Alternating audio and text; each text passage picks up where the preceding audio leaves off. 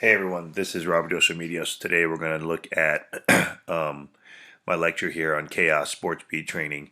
And chaos sports speed training is basically something that Jim Liston and myself came up with many years ago. Gosh, over almost a dozen years ago now. And what we did over the years was tweak it, just like everything that we do in training. Try to develop more efficient, more effective drills and progressions and lead ups and all that kind of good stuff. And then I started getting questions from general population trainers and personal trainers saying, is there any way to incorporate this kind of stuff? And I started really reflecting on a lot of the things that we do to ready our bodies for chaos. And there's a ton of strength exercises and a ton of very metabolically challenging exercises and drills. So the natural progression now was to take all the concepts, which I'll talk about today, but then at the very end talk about how we can incorporate them. Obviously, in the drills you'll see in the clips will be athletes, but what we can do with the general population in large groups, boot camps, things like that, because a lot of the things are going to be kind of real big bang for your buck exercises, whether it's something for strength and power endurance, uh, things. A lot of things that we're looking at are very injury preventative style exercises with a lot of deceleration, a lot of working breaks. So not only is that great for our body, great for our muscular strength and the integrity of our body and our injury prevention, but also those things tend to be very, very challenging in terms of their work output. So then they become very metabolically challenging or caloric challenging. So there's a lot of things that are really great about it, and it's really easy to scale based on your population and your time period, your equipment, all that kind of good stuff. So this is a lecture that I initially did with Perform Better. We've done them all over the world. NSCA, CCSA, staff trainings, things like that. So, obviously, you guys that are watching this are part of the reason we do these, and what makes me proud to be a part of this industry is trainers and coaches who spend the time to try to learn something new. So even if you just get something off of one slide out of the 30, 40 slides, whatever we'll have in this presentation, you'll be able to better your craft and better the integrity of your training for your athletes or your clients. Okay, so obviously, I like to always make sure we thank people that are important, and obviously, there's a lot of influences in my life in this field, but and mentors. But at the same time, I think family's going to be really, really important. So my wife Francine, my daughter Annabella, and we have a couple of pups as well. So let's talk about what we're going to see here. We're going to look at what's chaos. We created an acronym for it, chaos in the research, which I think is important. Not because I feel like I need to prove what we do works, but more or less the research came after we were doing these things for many years. And I always like to say that, that we are the researchers in the field. We are the ones, practitioners are the ones that give researchers something to research. So if we waited for researchers to tell us what to do, we wouldn't be using suspension training right now or kettlebells or sandbags. A lot of the cutting edge stuff that we're doing right now. So back in the days, we started looking at some of the deceleration drills and some of the multiple planar stuff. We knew that they would make a lot of sense in terms of performance, but there wasn't any research saying, yes, definitively this decreases increased injuries. This is better for females with ACL prevention. This is better for performance in a chaotic environment sport like football or basketball. So we're going to look at foundations, progressions. We're going to look at how to integrate chaos style training into your performance programs and your fitness programs. And then this is kind of interesting because so much of what we know and do with the general population was actually influenced by athletic or performance training. And we're seeing that more and more now. We saw that initially in my first book was an idea from Adam Campbell at Men's Health to write a book about the training that we do with our athletes and see if we can bridge a gap with our general pop. And sure as heck, with my book and with core performance, and now if you open up a Men's Health, everything you see is pretty functional, pretty performance based, very, very influenced by what we would see done with athletes. So chaos is just another one of those in those long lines of training techniques that we've seen, influenced by the athletic population. So with chaos, this is, it's always fun to do something like this, but we look at creating this acronym and conscious to subconscious. So you really start thinking about things, and then to the point where you get so good at them that your reaction and your braking and your lead up steps become kind of inherent. You kind of figure it out in subconscious. We want to have unpredictability in our drills. That's what makes it, more specific to sport. It's also what makes it very, very metabolically challenging. Deceleration from an acceleration and a re-decelerations over and over again cause our body to work much harder than it does in just general, sprints and things like that. So we want to be active to reactive. We start with drills that are kind of like teaching us how to stop and go, but then we also want to build to reactive, where we're going to have a verbal, visual, or even physical cue. We're going to have open drills, which would basically be like all these chaotic. Think of a game of tag, right, where you don't know where anybody's going to go. You're head juking and you're shifting your body around, and you don't really know. So you're chasing somebody. You're a defender trying to chase an offensive player or guard an offensive player. And then we want to work from slow to fast, and you'll see that in the progressions that we do, from closed drills to kind of a little bit semi-chaotic closed drills to completely open drills. So let's just get some basic definitions out of the way. Closed drills are basically traditional agility drills characterized as programmed. You can master these patterns very, very easy because there's virtually no reactive demands. So it's like a cone drill. Think of run of this cone, touch, run of that cone, touch, run back over here, touch. And then you lay it out in your mind, then you practice it over and over again. You get better and better and better at it. You realize how many steps it takes to get to that cone. You realize what foot you should plan off to get to this next cone, and so forth. So the trainability of these types of drills doesn't really adequate all the processing that happens in our brain and the signals it sends to our body and the demands on our body as far as the muscles and the joints having to decelerate and reaccelerate or shift weight or balance. Okay. So they don't really provide the necessary stimulus to promote real life reaction. That's going to be essential for virtually every sport that has any kind of movement in it. Open drills, on the other hand, are non-programmed. They require that a trained motor pattern react and adapt to an unforeseen situation on the fly. Okay, so this is kind of the cool part about all this. It's not cutting edge by any means, but it seems to be kind of the unforgotten or the forgotten art in speed development. You can easily make it very specific to an actual sport.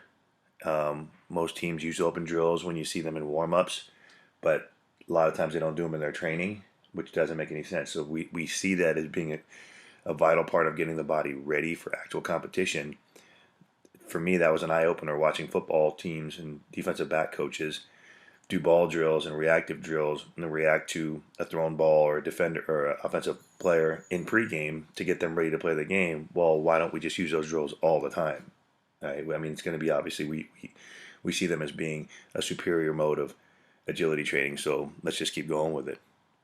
And then anticipation and reactive ability can develop with practice. So if we keep doing it over and over and over again, we're going to get better at it. Okay, so we're going to get better at it, and we're going to get stronger at it, more powerful at it, quicker at it. So something to really think about. So let's look at closed drills. I'm going to let this run. This is off of my Chaos Sports Beat DVD. Okay, we're going to look at some warm-up drills that I use. And these are closed drills, but they're going to incorporate a lot of movement. So we want to get them going, get their body ready for chaos. This is a large group, 50, 60, 70 football players in a field.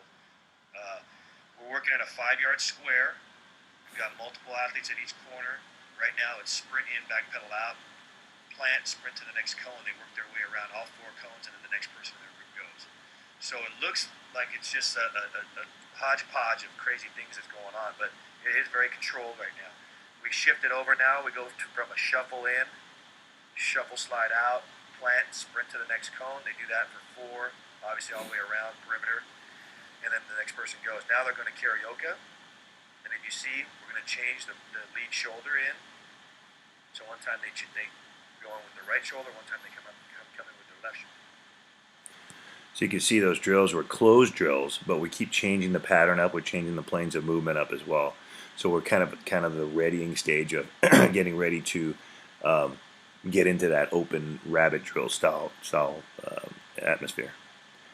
So what's chaos? It's using open drills. We're providing some kind of outside stimulus for the athlete or the client to recognize, process, and then react to. Okay, so we're trying to train as close to the actual sports speed demands as possible, and then we're trying to develop this decision making ability, decrease that reaction time, get better at the process of all that, which we'll see in the research. There is a process to it. Okay, and then we want to break the trainability patterns that we get with like these closed drills, and think of like combine prep coaches and facilities that train people essentially how to cheat on a 3-cone drill or a pro agility drill. I say cheat.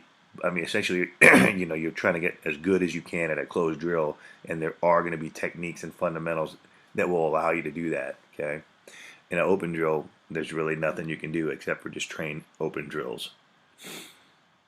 So let's look at some of the research because I think this is pretty important.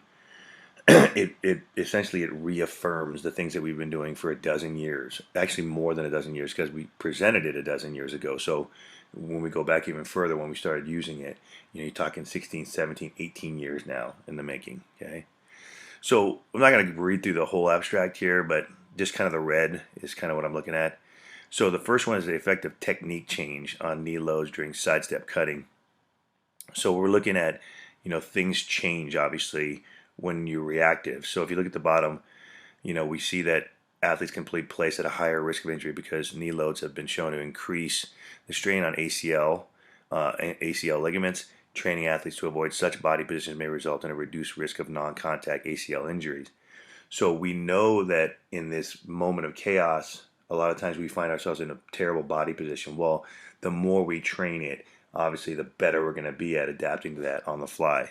Nothing's guaranteed, right? I mean, non-contact ACL injuries happen all the time. It looks like a sniper got somebody out of nowhere. Sometimes it looks non-violent, and the kid comes up and he's got a complete tear of his ACL. So nobody's saying that it's foolproof, but I really believe that we could bulletproof these athletes to a pretty decent extent. So this one looks at the anticipatory effects on knee joint loading during running and cutting maneuvers. And if we go down here to the conclusion, cutting maneuvers performed without adequate planning may increase the risk of non-contact knee ligament injury due to the increased external varus or valgus or internal rotation movements applied to the knee. These results are probably due to the small amount of time to make appropriate postural adjustments before performance of the task, such as the position of the foot on the ground relative to the body center of mass. Subsequently, this is the most important part here, training for the game situation should involve drills that familiarize players with making unanticipated change of direction. Okay, all this stuff here is exactly why we do this, right? And this is a 2001. These are things that are affirming the things that the ahas for us right now. This is another critical, if you're working with males versus female athletes, gender differences. So the conclusion, this is unanticipated cutting in young athletes, and there's definitely gender differences. Gender differences in knee and ankle kinematics on the frontal plane, and the frontal plane is something I'm obsessed with in training. During cutting may help explain the gender differences in ACL rates. Implementation of dynamic neuromuscular training in young athletes with a focus on frontal plane motion may help prevent ACL injuries and their long-term debilitating effects. The frontal plane, I always talk about this, is the forgotten plane of movement in our strength training and in our dynamic warm-ups and everything. Moving side to side is critical, and that's really a huge thing, especially when we start talking about males versus females. There's a lack of training in that plane. Effective gender and defensive opponent on the biomechanics of sidestep cutting. Okay, so conclusion again: a simulated defensive player. Now think of a rabbit drill. Causes increased lower limb movements and forces and should be useful in addition to laboratory protocols for sidestepping. Gender differences in the joint kinematics suggest that increased knee valgus may contribute to ACL injury risk in women, and that the hip and ankle may play an important role in controlling knee valgus during sidestepping. Okay. And then I should have highlighted this last part. Consideration of the entire lower extremity contributes to understanding of injury mechanism and may lead to better training programs for injury prevention. Once again, putting them in those situations where they're going to get better with the defensive opponent, getting better at putting themselves in a better body position so they're going to be better performance-wise and in turn be better injury prevention-wise. All right, so here we're looking at Gender on lower influence of gender on lower extremity segments and joint coordination during an unanticipated cutting maneuver. Okay, so going on to conclusions. Gender differences and variability of lower extremity coordination may underline the increased incidence of certain lower extremity injuries in females. We know that that's prominent. It's more prominent with females, and we have several theories about it, but we also know that we can train our females to be better at preventing. If females exhibit less flexible coordination patterns during athletic participation, they may have decreased ability to adapt to the frequent external perturbations incurred during play. These perturbations applied to a less flexible system may result in acute injury or lead to microtrauma, resulting in a predisposition for injury. Once again, the trainability effect, and now we're looking at unanticipated cutting maneuvers. Okay. And then this one's a pretty recent one, obviously, a year and a half, 2 years ago.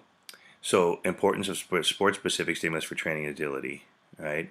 So, we know that there can be generic stimulus, but we also know that the best kind of stimulus is going to be the sport kind, the actual rabbit reacting to a defensive player, reacting to an offensive player, and so forth, okay? So, research has shown that better performers can be distinguished from lower skilled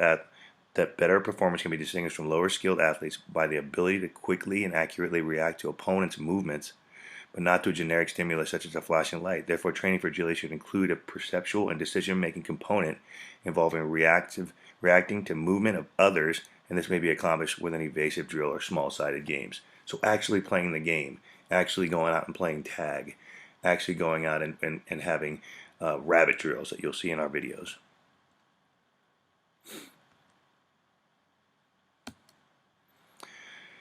I say this all the time, and I don't want to downplay it because I love speed. It's the best thing in the world. And even when you see a female basketball player on a court, be able to go and start heading down the court the other way, or just flat out go move faster than everybody else. It's a lot of times a great gift that an athlete has. Hopefully, we've honed that gift in the weight room and our training. But acceleration in general, being able to get out of the blocks, is great. But it's overrated in comparison to deceleration. All injuries happen upon deceleration of landing, of braking. Okay, so and also the best athletes have the best brakes. Think of this. Think of the something Alan Cosgrove. When we were talking about chaos years ago, it stuck with me forever. How fast would you could have the fastest sports car in the world, the best engine in the world, but how fast would you drive if you had no brakes? Okay, so the brakes are going to be the huge component of that. It's great to accelerate, but it's going to be great to decelerate. And the decelerators are going to be best. They're going to be best at injury prevention. They're going to be best at their performance. But the ones who can decelerate when they don't know they're going to have to decelerate are going to be best off. Okay. So deceleration, like I said, how good are your brakes, is often overlooked during training. Decreased yielding time, or that amortization phase where we go from eccentric to concentric, can greatly influence our sport speed. Most injuries, virtually all injuries, occur during. Oh boy, what happened? Sorry about that glitch, guys. Most injuries are going to happen during deceleration, stopping, blinding, braking. Okay, so we need to address an athlete's ability to stop from both a strength and a technique standpoint. You need to train deceleration. Okay, and the great part is some of these are the best drills to incorporate with your general population clients to elicit the best conditioning effect. Okay, so the question is, will you be able to stop when you don't know you're going to have to stop? So how do we test the brakes? We work landings. Okay, jumps are great. Landings are greater. Okay, landings are going to have a significant metabolic effect. They're going to be very calorically challenging. They're really going to do a great job of conditioning us because we're having to take our load over and over and over again and put the brakes on it. Okay, so it takes power and strength to accelerate. It takes great strength to decelerate. So we're looking at hop and stops, jump and stick landings, which you'll see in the videos, forward, backward, lateral, 90-degree turns, 180s, 360s. Okay, we can add weighted vests, we can add bands. You're going to see all these things in the videos. So let's look at some deceleration drills with some volleyball girls from years ago. We're building a strength base in the weight room. This is our entire volleyball team here. Working just stick landings, okay? And you can see we go from basic low jumps to higher tuck jumps, making it a little more difficult. And for the sake of demo, we're really going to take them through our full progression of jumps in the 180s. And if they want to make it tougher, they can tuck it a little higher. Now we go from a 2-jump jump to a 1-foot landing. As you can see, this is where a lot of the strength really comes into play. Some very strong athletes here. Great landings there. Now a little bit of a forward movement on the jumps.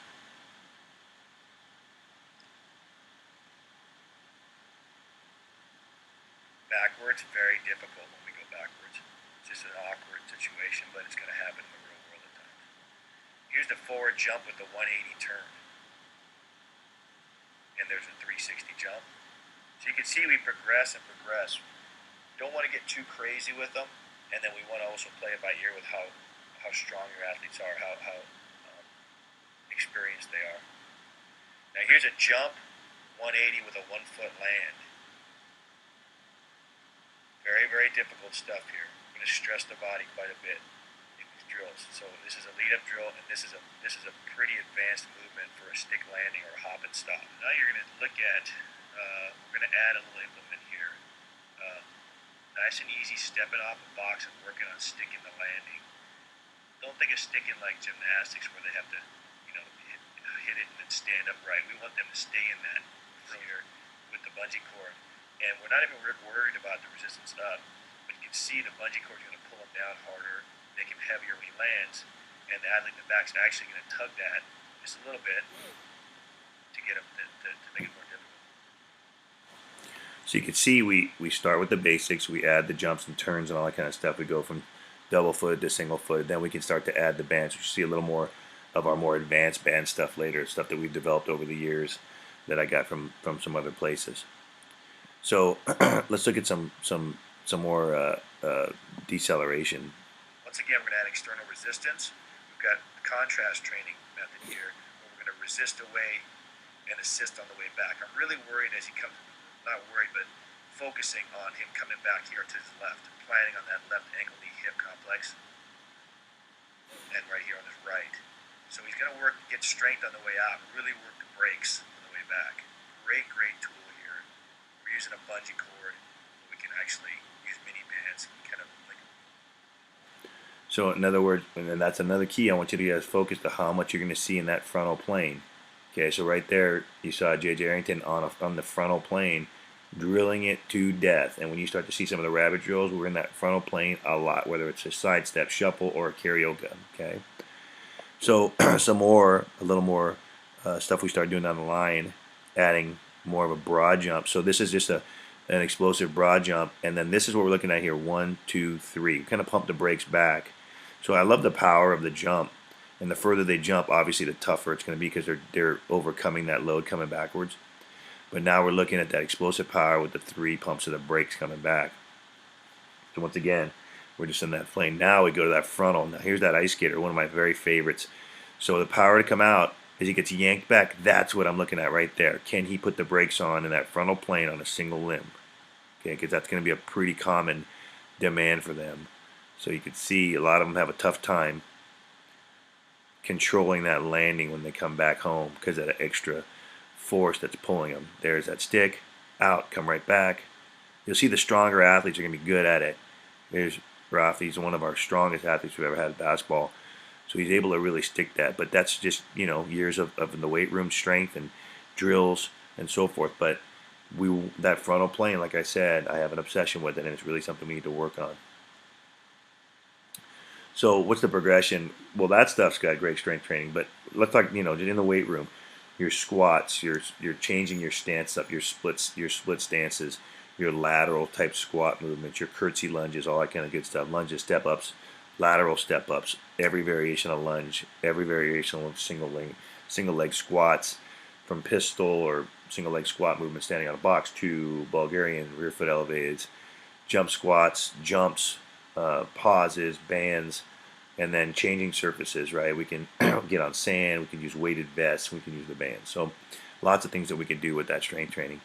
So here's just an example of being able to really focus on good strength in the frontal plane, again, working lateral slides. This is something that we cannot address this type of strength in the weight room. So we need to get this via doing sled drags or partner assisted band work, hooking a band up around their waist, and with a partner, we can get this type of movement, okay? So we're really leading with the front and pushing with the back. This is a little more of an explosive move, not so much geared towards that frontal plane, obviously, but just a good explosive extension move. And this is just some awesome soccer athletes that we've had. This is post-workout in the weight room for us. We're just kind of doing our other category here.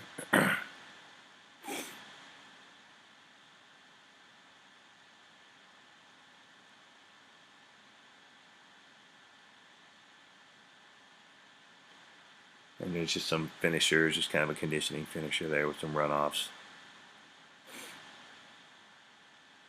But with the sled patterns, what you didn't see there was more like the karaoke moves as well, duck walks, stuff like that. Here's some more added resistance, right? Just like patterns that we would traditionally use, say on a speed ladder. We can do it upstairs, which is going to be a resistive force in itself. Working that strength, working with the foot patterns, and just adding the bands, right? Just partner super bands, working different foot patterns, different hops, all good strength. And then as they land, that band is still pulling them back, so we've got that great deceleration as well.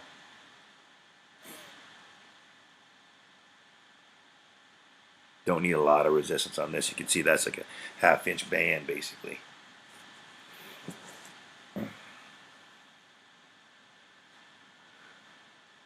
Changing up our jumps.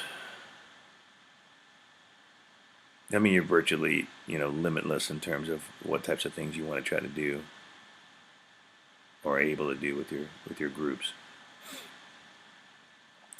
So the progression is obviously we work from a closed drill. A lot of times it's going to be like that star drill you saw with that huge group of football players. Like to throw that in there. It's a great warm-up. Get some really going. Get some thinking movement patterns. We, works back pedal, sprinting, karaoke shuffling, planting, right, 90-degree turns and things like that. So all those things it's a closed drill, but it's really, really standard. But get them, teach them how to land. If you're sprinting to your left on a cone drill, to touch with your left hand, plant with your left ankle, knee, hip. If you try to plant with your inside foot, 9 times out of 10, you're going to slip and fall, or you're just going to have a terrible, terrible performance on that drill. So just body awareness is going to be huge. With reaction, first step is, we like to use the tennis ball drills. Just the first step reaction drills are obviously great for general population. People love to kind of get that competitive thing going, and it gets them going, gets them moving fast when they don't really realize how fast they're moving. So we're looking at, we can do verbal cues. We could do tennis ball drops. We could change the position on the tennis ball drops. And then we're looking at first step quickness and just covering ground out the gate. So here's some examples of that. So just tennis ball drops, first step is basically we get them started. Toes on the line, they're automatically going to take that little plyo step. You'll see that almost a false step. We can progress that to starting them in a body position here. So now we've got situations where they got to get up and get moving. Real life for a lot of athletic deals where they got to get up off the ground after falling. Just trying to cover ground as fast as we can. Some basketball athletes here. Now we can get them, you see they're going to start on their backs, rolling, and now covering ground, which is, I'm great with that. Here's basically one of my favorite drills, a reverse pivot sprint. So based off of either my hand, I'm actually giving them a left-right right now, so they're going off of a verbal command. So they're all ears on this one.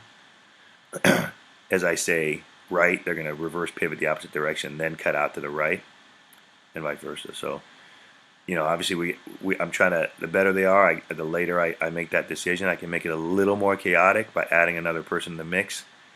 But basically you want to just, gear that by what your experience level is in with your group. Otherwise you can get a couple of smash ups there. So now we're looking at the next progression, verbal, visual, physical. So, you saw the reverse pivot. We're going to do like a sprint cut 45 degree. Now we have like sprints, sprint back pedal, shuffle slides, karaoke combos. Then we can throw in bear crawling, hit your belly, tumbling, rolling, that kind of stuff as well, which you'll see in the videos. We look at just some basic cutting drills. And the first one's a 45-degree cut, working on a visual command, my hand. Very, very last second. Make them break, plant with that opposite foot. You get a closer look here, and break out and accelerate out to 45 45 degrees. Just a very, very simple cutting maneuver here. Next move you're going to look at is that 90-degree reverse pivot. Same type of thing. I can point, or I can just say left or right to them. Get a little closer look here. They're doing a pretty good job. These are pretty good athletes. They're all Division I athletes. Really working the plant and then the acceleration. Another step further is now we go plant and crossover. So now they plant, open step, crossover, break to the flag. So same thing, they know exactly what they're going to do, they just don't know when I'm going to signal that. So that's the pretty basic chaos. Here's a little close up. See their feet. Brakes are really, really getting worked. So you can see that's just a very simple one-step chaos plan. It's just one reaction to something. They know they're going to go somewhere. There's a 50-50 chance, and we could really hone that in. We could do the reverse pivot. We could do the 45-degree angle cuts, or we could do basically the cut and then turn and crossover kind of step there you saw at the end, which is very specific to many, many sports. And some more. So here's basically square hips, and what we do is you have to tell them what foot to plant with, otherwise they'll always continually use their dominant hip, and then they'll injure their other one, obviously. And so this is just squaring the hips. Now we open and close the hips. This is more realistic. They're going to be stronger, more powerful in this. And it's just me saying a switch, switch, that, so they're hearing that, or they're hearing a whistle or whatever that cue is.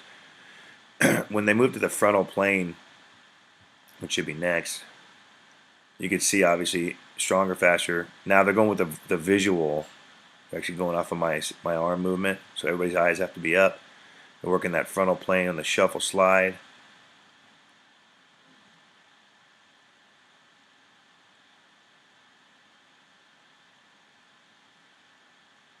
You can see the bigger linemen have a tougher time with this, obviously. Just a few. The longer you take this drill, the tougher it's going to get. It's going to get, it's going to turn into more of a conditioner. So you got to, make your decision there. This is one I really like because they're going to get moving a lot faster with that karaoke run. Karaoke run is very fast compared to a shuffle slide. A lot more power. With that, it's going to come a lot more braking. So you see sometimes they have to plan on that inside foot as their hips are turning. Just can't say enough about training in this plane. Here's that reverse pivot with a large group, so you can see this is gets a little hairy, right? And this is actually, if you see the coaches, their stimulus is from the side, so they can't really look at either one of us. They have to kind of see it out of the peripheral to see which coach is going to signal for them to go that direction. It's actually pretty good with that large group. We do a little competitive thing at the end here, where if the group's perfect, their group's done. They keep in the drill until they get the perfect finish there. You can see that last one wasn't quite perfect. So now we can go to multiple levels, multiple cues, and you'll see some of the chaos in a box things that we have, and then it can be verbal or visual as well now. Okay, so what we're going to look at here is some of our chaos in a box drills. Basically, I got 2 athletes. I can have as many as 6 or 8 athletes going at once, depending on if I have the whole gym floor. But right now, we're sharing the floor with the volleyball class. So we're up on the side right now. Okay, so basically there's 4 cones there in the center. I'm either going to point to a cone, or I'm going to give the cones a number. So they're going to go by visual or verbal on this one. So you're going to watch them run around here. And you can see they're working on the same cues. And what we want to do is be efficient at our movement. So we don't want them to backpedal. So when they want to get to that back cone, you want them to open those hips and get to the back cone. It's a small drill. This is about as specific as you're going to get for a volleyball player, because this is pretty much their world right here. This small little area. We'll watch another example here. And these are competitive athletes getting after it, have a lot of fun with these types of drills. I really enjoy coming from that front to crossing over and getting to the back. Something that they're going to have to do on a regular basis, so we want to do that as much as possible. A lot of deceleration, a lot of acceleration. So now we've got chaos in a box, and this is about as difficult as it's going to get. These are called mirror opposites. So if the athlete closest to me goes towards her front left, you have to go back opposite side, away from them. So you can see they're doing the direct opposite of what they're doing, not the mirror image. The first progression of this would be a mirror image. You go basically to the same cone, same side. Take a peek again here. Rabbit's going to be here towards me. They're going to compete. she goes to her back, you got to come forward. She's a little wrong right there. Like I said, I like unedited tape. Because not everything's perfect in the real world here. Once again, time sets work the best. Okay, moving in now. We're going to get competitive. We're going to work on this square. We're going to throw a volleyball in there as well. She's going to sprint diagonally, sprint forward, shuffle, slide if she wants to go side to side. And it's just a mirror image. We've got a little bit of a mismatch here. But now we want to look at evenly matched athletes. And we're going to see these athletes compete. Okay? So watch the rabbits here in the white. And they're going to get after it. And we're going to see, if you just look from the hips down, man, the chaos is amazing right now. What's going on? Their ankles, their knees, their hips, their torso not collapsing when it needs to stay strong. This is what we're talking about. This is how you're going to get better. And this is, I believe, the reason why our injuries are so low. We just do it, and we do it, and we do it hard. So you see, not just that, I don't know if you noticed, you can run back and look at that again. But as the girls finish the drills, I mean, their hands on their knees, bent over in the back. It's a very taxing drill, and that's where the application is going to come from a conditioning standpoint. Because you got to think of that even as a sport coach. You know, maybe it's a great conditioning drill because it's very specific to what they're going to be doing. So, and a lot of injuries we know coming when they're in a fatigue state. So lots of things to ponder there. So, you know, you saw that with some of the rabbit drills, the box drills, chaos in a box. We actually jumped forward into the opposites where the girl would go to the front left, you'd go to your back right kind of thing. But the first thing we would do is mirror that. So she goes to her front left, you go to that same cone, which would be your front right. So it's just like you're looking in a mirror. You know, start with that and drill that to the end. Well, there are teams and years that we never progress to chaos opposites in a box because it's time consuming and we're not getting anything out of it. And it's so slow that I'd rather just go to the mirror and really work that. And work, you know, like all the things I talked about in that video, the angles and the braking and the center of gravity and the base support and all that good stuff. So here's some more. Now we're going to throw in a few other things. Just a side-by-side rabbit pattern, I believe. Oops, let me go back. So you can see we're matching the rabbits on the top. So the two people is going to be the one on the left if we're looking at that sideline. So you see he's changing whatever pattern he does, he changes direction and patterns at the same time. So you want to evenly match your people here. And we're changing up patterns. This is football, very specific stuff. You're going to go shuffle, karaoke, sprint, back pedal, crawling, rolling, tumbling, butt rolls, bear crawls. Once again, I'm literally counting off a count in my head. 10, 9, 8, 7. That's the extent of the drill. And when I say next and I say go, the next group goes and the other two race to the hash marks basically. So you can see our world is basically from the sideline to the hash marks. It's about 20 yards or so. We're just really working on them really challenging each other and competing and really trying to lose the other guy and not having any players unions where you go easy on me, I go easy on you. We want to get, our goal is always to get better. So let's talk about some considerations for the general population here. So we want to, all these things we know are the thing that are benefits from these drills are things that are going to benefit our general population: building strength, building power, working on balance, decreasing injury risk via deceleration. The premise that everybody's an athlete is pretty true. Weekend warriors especially, they're going to have to do this, and how many hamstring injuries and things do you see with guys that have played, that weekend softball game or something. Add a variety and variation to your metabolic programs. With group training and boot camps, it's perfect for partner drills or coach-led drills. You have a large group of people, you're giving visual or verbal cues, you're having them do certain patterns, and they're having fun kind of flying around. So how do we incorporate these concepts into your sessions? Well, as a warm-up and activation style, simple balance drills, hop and stops that you saw with our girls in the weight room. Great drills to get the body ready to go.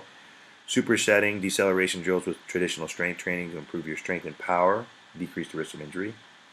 As a metabolic finisher, a great way to end a workout, stimulate EPOC, time sets, things like that. Performing deceleration drills in a fatigue state can have a great injury prevention, carry over to the real world, and very calorically, metabolically taxing. And then as a complete conditioning session, we can do an entire session. Instead of going out and running sprint repeats, Let's run rabbit drill repeats. Let's run coach-led repeats. Okay. Just make sure we understand the concept of what energy systems we're trying to train, giving adequate rest, and so forth. So here's the considerations, right? Remember, you're going to stick to the progressions listed at the beginning of that presentation. You can go back and look at that again. We're going to walk before you run, right? Training is relative. So what we might see is fast with some of these athletes on the video. You know, your general pop client may look nothing like that, but it doesn't matter. It's all relative to what their ability is. Their heart rates going loop-de-loop, you know, when they look like they may be, you know, for us might be a fast walk, okay? Don't go overboard because some, you know, with a lot of the braking eccentrics can cause soreness, right? So we know eccentrics loaded can cause soreness. Well, same thing here, doing landings and stick landings, things like that. The brakes are working like crazy, so you might get some soreness. So just don't overwork them too much. And then make those sessions really fun. Now here's something that we had, and every time I go out and speak, I try to find another, you know, tech wizard that could help me. But this is something that I had a guy make early, you know, once before. And basically, it's a random 15-second timer or a random 20-second clip where we're going to have change cues in the process. So I could put my headphones on and I could say I'm going to do a sprint back pedal, and then I'll play this. And for 15 seconds, you know, I might go 15 seconds work, 45 seconds rest, or even longer. Okay, so I might do at the top of each minute, do this drill for 15 seconds like that. So this kind of sounds like this. Workout views.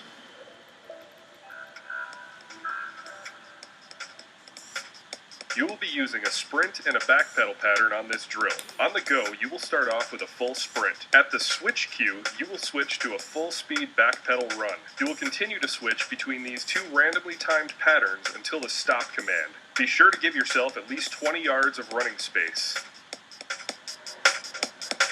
Ready? Go. Switch. Switch. Switch. Switch. Stop. Rest for 30 seconds. So you can see just that. I mean, it doesn't have to be a sprint back pedal. It could be a shuffle. It could be a karaoke, right? So it's completely up to you. But this enables you now to have a verbal cue without another partner there or a coach leading the drill. So this is generally where we go out and do some hands-on. But like with everything you've seen here on the product, you know, you can find me at CoachDose.com. Facebook, my coaching page is basically Facebook, and it's Robert.DosRemedios. On Twitter, I have Robert Dose, and you can email me at robert.doseremedios@gmail.com. So thanks for listening, and hopefully we glean a little bit of insight and maybe something that can help your hone your craft a little bit through this process.